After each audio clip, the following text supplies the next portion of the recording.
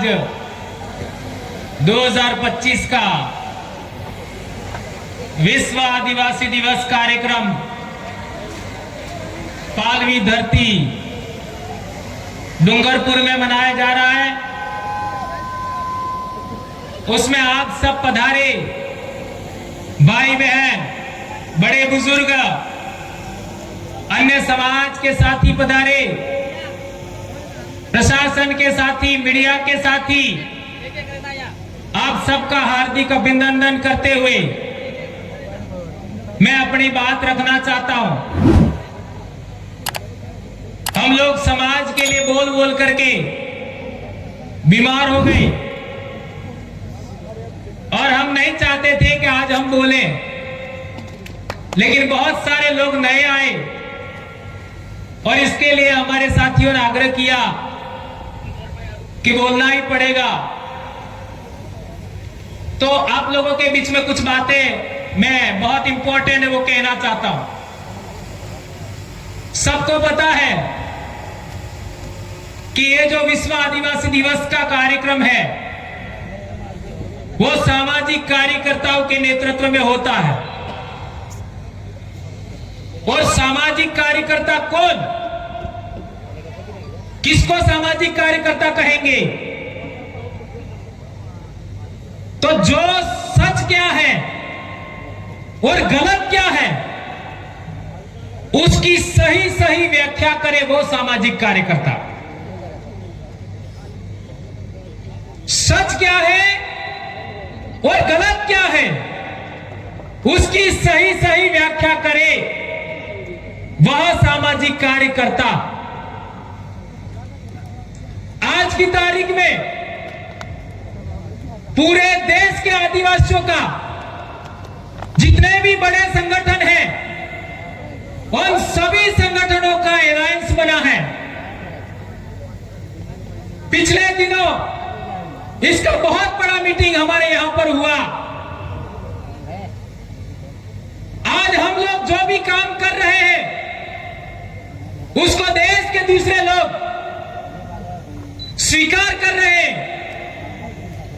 उसको आगे बढ़ा रहे हैं और अपने अपने इलाके में अमल कर रहे हैं। उसका परिणाम यह हुआ कि पूरे देश में एक जैसी व्यवस्था हो रही है।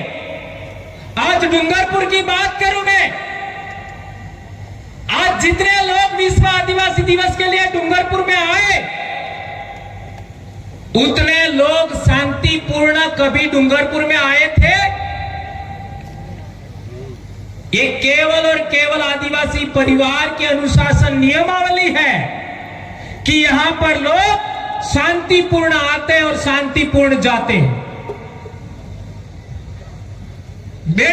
आपका बेड़ेश्वर में कार्यक्रम हुआ था कोरोना के आसपास, उसमें आपने देखा लाखों लोग आए थे लेकिन किसी प्रकार का कोई गड़बड़ नहीं हुआ।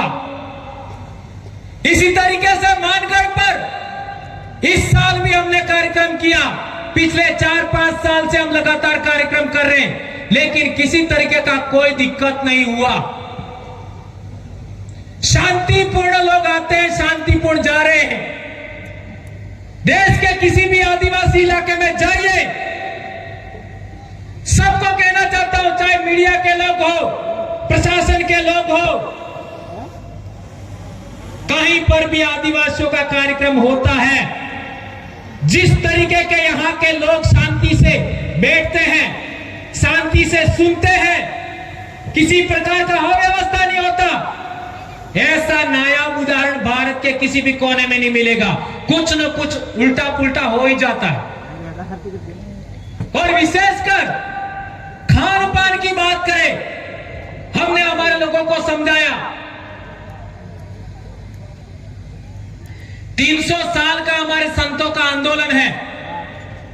संत मावजी महाराज, संत सुरमाल खराड़ी महाराज, संत गोविंद गुरु महाराज, संत देवापुरी महाराज, संत गोविंद गुरु महाराज, संत कुरिया महाराज और आज तक जितने मेट कोटवाल का अधिपति हैं उन सबके आंदोलन का जो निचोड़ है कि हमारे समाज में दारू 100% बंद होना चाहिए। सभी संतों के आंदोलन का सबसे बड़ा मोटिव था कि आपका आदिवासी बेल्ट में दारू 100% बंद होना चाहिए। इस बात को आज तक आदिवासी परिवार के अलावा कौन बोल रहा है, बताओ मेरे को। क्या कोई बोल रहा है क्या? और कोई बोलता भी है तो सुनता नहीं है।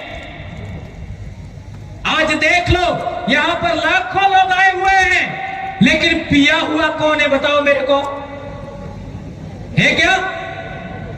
इतना बड़ा बदलाव कैसे हुआ, यह सबको समझना पड़ेगा। हमने हमारे समाज को समझाया, युवाओं को समझाया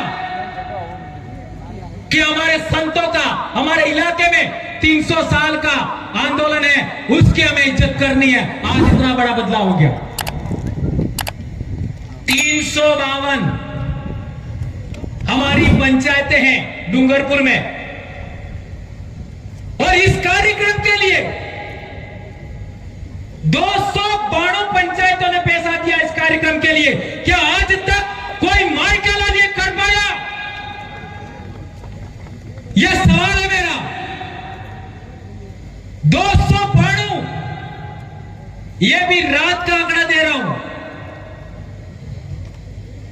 इस कार्यक्रम के लिए 75 के करीब हमारे कर्मचारी साथियों ने पैसा दिया। क्या किसी संगठन को इतने सारे लोग पैसा देते हैं क्या? और मैं भी कर्मचारी हूं। कर्मचारी के हाथ से पैसा लेना इसलिए कोई छोटा काम समझते हो क्या? और वो भी हमारे जैसों से। विचार करिए, 5.5 लाख के आसपास तो वीसीसी का पैसा है, 1.5 लाख के आसपास कर्मचारियों का पैसा है। अब बताओ, यह कार्यक्रम सामाजिक है या क्या है? 100% सामाजिक कार्यक्रम है। और कई लोग इस पर तोहमत लगाते हैं, आरोप लगाते हैं। और आदिवासी परिवार को जिसने गाली दिया है, आदिवासी परिवार को जिसने गलत कहा है, उन सब के बाजड़े उठ गए हैं और उठेंगे। एक बात और बड़ी कहना चाहता हूं कि हम स्कूल में बच्चों को पढ़ाते हैं। अब जो स्कूल में पढ़ाते हैं वही समाज को पढ़ाओ तो लोगों को तकलीफ हो जाती है। स्कूल में पढ़ा सकते हो वो बात, लेकिन इस समाज को नहीं पढ़ा सकते, ये कौन सी बात हुई भाई? स्कूल में पढ़ा सकते हैं, जो किताब के अंदर पाठ में लिखा है वो समाज को मत पढ़ाओ। और समाज को पढ़ाते हैं तो आप सब समझते हो क्या कर रहे हैं। ये बात समझनी जरूरी है। ये मैं किताब लाया, ये 6ठी क्लास की किताब, इसमें आगे के 3 पाठ, 6ठी का ये किताब इस साल बंद कर दिया। आगे के 3 पाठ आदिवासियों से संबंधित है, ये इस साल बंद कर दिया। 10-12 साल से ये किताब चल रही है, इस साल बंद कर दिया। इसमें पहले 3 से 4 पाठ आदिवासियों से संबंधित है। ये जो इस साल जो सामाजिक ज्ञान आई है, इसमें आदिवासियों के बारे में क्या है आप लोग पढ़ लेना। ये उदाहरण है। ये आपका ये 7वीं की किताब, ये लास्ट इस साल है, ये 7वीं की किताब है। इसमें आदिवासी का पाठ दिया है, उसको पढ़ो तो सही, क्या लिखा इसमें। ये किताब भी आने वाले साल बंद तो होने ही वाली है, तो ये पाठ भी जाएगा। हमारे साथ कितना अन्याय हो रहा है, कितना शोषण, कितना दमन हो रहा है। 10-12 साल से किताबें चल रही थी, इसमें आदिवासी का पाठ है, ये 7वीं की किताब। इतना सा समाज को पढ़ाने के लिए हमें कितना पापड़ बेलना पड़ता है। इस किताब को आप पढ़िए, आपको समझ में आएगा इसमें आदिवासियों के बारे में क्या लिखा है। और इसके साथ ही आप लोग ये देखिए, ये 8वीं की किताब, ये 1 साल बाद ये भी बनोगी। इसमें भी आदिवासियों के बारे में पाठ है, इसमें भी आदिवासियों के बारे में पाठ है, जानकारी है। लेकिन यह जानकारी यहां पढ़ के सुना दे तो भी कई लोगों को तकलीफ हो जाए। मैं क्या कहना चाहता हूं कि स्कूल में हम यह किताब पढ़ा सकते हैं, लेकिन समाज को पढ़ाओ, लोगों को तकलीफ हो जाती है। और एक बड़ी बात ये देखिए, ये किताब में पूरा पाठ है, आदिवासी कौन लोग हैं, है ना, पूरा चैप्टर 5वां पाठ।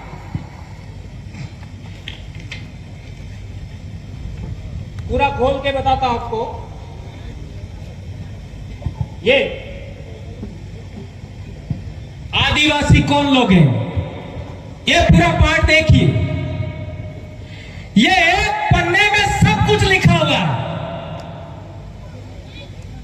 जो बात आप सुनना पसंद नहीं करते हो या सुनना पसंद करते हो, दोनों सच्चाई इसमें लिखी हुई है। हमें कितना गुमराह किया हुआ है। अब यह बात पढ़ के सुना दो, कई लोगों को तकलीफ हो जाती है। किताबों में लिखा है, बच्चों को पढ़ा रहे, लेकिन समाज को पढ़ाओ, तकलीफ हो जाती है। यह बात ध्यान रखनी है। और ये बातें हमको बहुत पहले पता था, इसलिए हम लोगों ने फैसला किया कि किताबें लिखनी चाहिए। अभी यहां हनुमानगढ़ के साथी आए थे, डीपी शर्मा जी, उन्होंने किताब लिखा, उसमें बहुत बड़ी जानकारी है। 3 साल लगा उनको लिखने में। वो फर्स्ट आपका वहां टेंट लगा है, गेट के पास वहां लगी हुई है। कितने लोगों ने खरीदा? ये किताब अनिवार्य रूप से सबको खरीदनी है। उसमें बहुत सारी इंफॉर्मेशन है जो आपको एक किताब में नहीं मिलेगी। और वे भाई यहां पर कोचिंग इंस्टीट्यूट खोल रहे हैं, 13 तारीख को उनका उद्घाटन है, उसमें भी हमको आना चाहिए। हमारी पढ़ाई के लिए कोई भी काम करे, हमें उनको स्वीकार करना है। समाज के उत्थान के लिए भारत ही नहीं, पूरी दुनिया के अंदर आदिवासी संकट में है, और आदिवासियों को बचाने में थोड़ा बहुत भी कोई मदद करता है, हमें उनको स्वीकार करना है। और ये हमारे मीणा भाई जितेंद्र जी ने किताब लिखा, ये उस गेट पर है। ये किताब भी सबको पढ़नी चाहिए। ये पहली बार है कि हम आदिवासियों ने देश के निर्माण में क्या किया, ये इसमें लिखा है। ये दोनों किताबें आप खरीदेंगे ऐसी मैं आशा करता हूं। और 2018 में हमको पता था, 2018 में, कि हमारा संगठन कितना आगे बढ़ेगा, कैसे लोग रोक सकते हैं, ये हमको पहले पता था। और मैं बीमार था तो कितना बोल पाऊंगा ये मुझे पता नहीं था। ये तो जैसे तैसे आपने कहीं लोचा पाली करीने काम साले। तो हम लोगों ने, हमारा समाज कैसे चलेगा, ये बुक लिखा हमने। ये बुक लिखने वाला कोई और नहीं है, मैंने लिखा। आदिवासी परिवार विजन बुक। आप लोगों को उसके आधार पर आगे बढ़ना है। लेकिन यह किताब हमने किसी को दी नहीं है, केवल लिख के रखी है। क्यों? क्योंकि कई सारे लोग ऐसे हैं जो हमारे बीच में आते हैं, लेकिन छोटी छोटी बातों में नाराज हो जाते हैं और फिर बात का बतंगड़ बना देते हैं। इसलिए हम लोगों को ऐसी बातों से बचने के लिए हम लोगों ने मात्र जिस दिन हम नहीं रहे या फिर हम बोलना हम लोग बंद कर देंगे, उस समय यह किताब आपका मार्गदर्शन करेगी। इसलिए हम लोगों ने इस किताब को लिखा। आज विचार करिए, मैंने सबसे पहले बोला था कि सभी पंचायत यानी वीसीसी ने पैसा दिया, जो 32 से 32 पंचायतों ने पैसा दिया, ताली बजाई उनके लिए। इसके बाद सिमलवाड़ा, बिच्छीवाड़ा, पाल, देवल 100% सभी पंचायतों ने दिया, इतनी पंचायत समितियों का। और सबसे ज्यादा सहयोग राशि आई है वो सागवाड़ा से आई है, सबसे ज्यादा।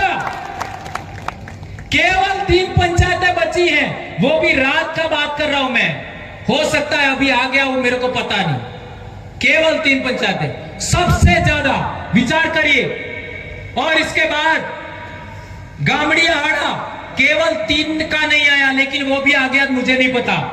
चिखली केवल 5 का बाकी है, गलियाकोट केवल 5, डूंगरपुर केवल 8, दोवड़ा केवल 5, साबला में भी 7 से 8 और आसपुर में मात्र 10।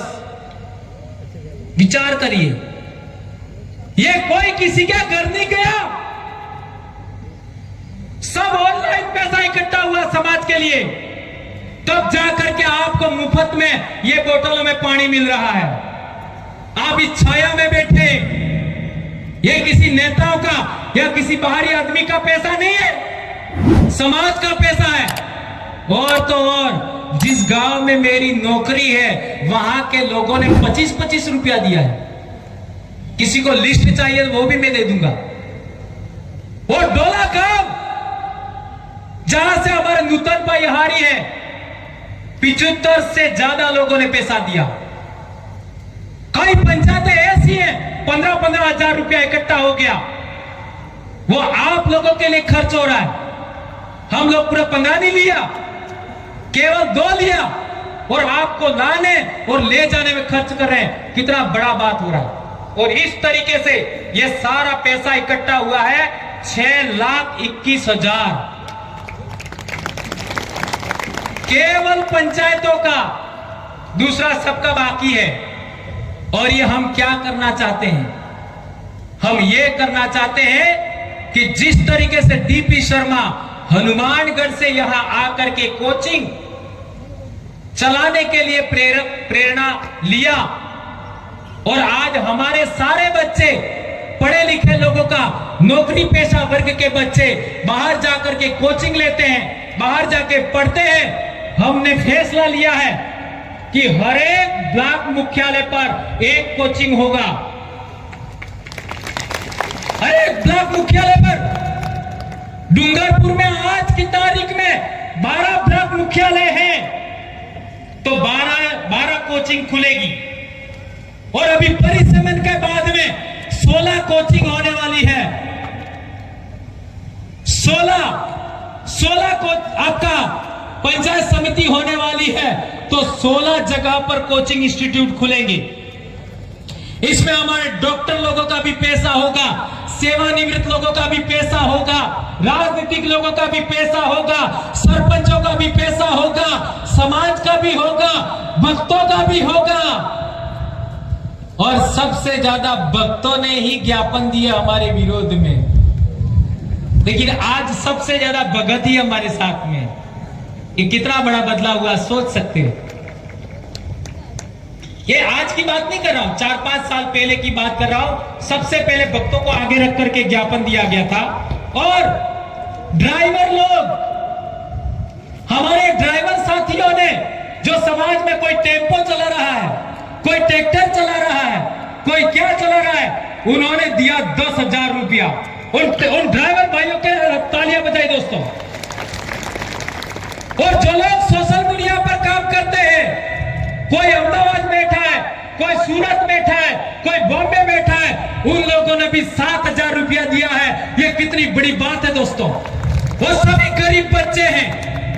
और हमारे 2-4 साथियों ने स्वेच्छा से 5-5 हजार दिया। उसमें 2 गलियाकोट के साथी हैं, एक हमारे गलंदर के साथी, एक बयोड़ा के साथी है, और एक आपका जो डीपी शर्मा जी है, उन्होंने भी 2100 रुपया दिया है। इसलिए दोस्तों, हम लोग समाज को आगे बढ़ाने के लिए बड़ा प्रयास कर रहे हैं कि हर कोचिंग, आपका हर ब्लॉक पर कोचिंग होना चाहिए। इसका हम लोग आगे बढ़ाना है। एक बहुत इंपॉर्टेंट बात, ये सारी बात तो ठीक है, होना चाहिए ऐसा तो सब कहते हैं, लेकिन क्या सभी लोगों को हम स्वीकार कर ले, या फिर हमारे कार्यकर्ता किसको बनना चाहिए, उसकी रिक्वायरमेंट क्या है?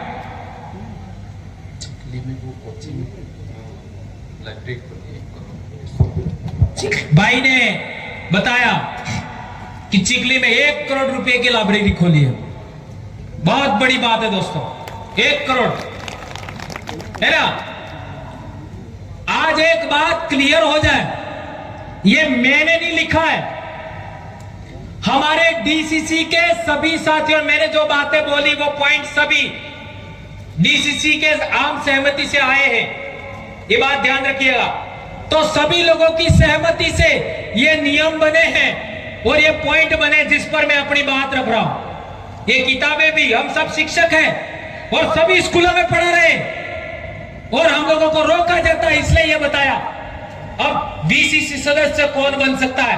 पहला नियम है, दिन में शराब पीता हो उसको नहीं लेना। क्या आपको यह बात स्वीकार है? हाथ ऊंचा करके बताओ। मीडिया वाले कहां है? मीडिया वाले कहां है? मीडिया वाले ये देख लेना, गलत गलत छापोगे नहीं। दिन को शराब पीता हो, इसका मतलब ये नहीं कह रहा हूं रात को पीने के लिए रजामंदी है। ये 300 साल के संतों का आंदोलन है, उसको हम आगे बढ़ा रहे हैं, उसको नहीं लेना है। दूसरा, विवाह में, विवाह कब आते हैं? जब होली आती है, जब फसल कटाई आती है, जब आपका परीक्षा आती है, उसी टाइम विवाह आते हैं। और विवाह में रात भर लोग नाचते रहते हैं। तो ऐसा गांव में कोई बच्चों की पढ़ाई से संबंधित माहौल खराब करे, ऐसे आदमी को भी वीसीसी में नहीं लेना है। क्या ये बात आप लोग मानते हो? बहुत अच्छी बात है। तीसरा, हमारे कई लोग कहते हैं, हमारे पास बार बार बात आ रही है कि कई लोग ईसाई धर्म का प्रचार करते हैं और वो आदिवासी ही हैं। ये बहुत बड़ी बात है, ये बोलने की हिम्मत सब लोग नहीं कर सकते। और जो लोग ईसाई धर्म का प्रचार करते हैं उनको भी बीसीसी में नहीं लेना है। क्या ये बात आप लोग स्वीकार करते हो? क्योंकि हम लोग संतों के आंदोलन की देन है, इसलिए यह बात स्वीकार नहीं की जाएगी। अगला बिंदु है, बच्चों की पढ़ाई बर्बाद करने वाला, पाखंडवाद, अंधविश्वास, अनुष्ठान गांव में करता है, उसको भी डीसीसी सदस्य नहीं बनाना है। सबसे ज्यादा बच्चे स्कूल कब आते हैं? जुलाई, अगस्त, सितंबर, अक्टूबर। और इन 4 महीनों में जो पाखंड करता है, गांव में माहौल खराब करे, बच्चों की पढ़ाई बिगाड़े, उसको भी बीसीसी में शामिल नहीं करना है। अगला है 5वां, बाइक राइडिंग करता हो।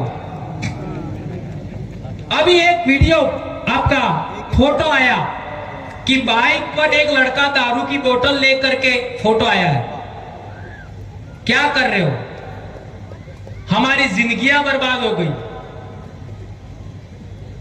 और ऐसे कुछ गलत लोग पूरे समाज को बर्बाद करते हैं, ये बात स्वीकार नहीं की जाएगी।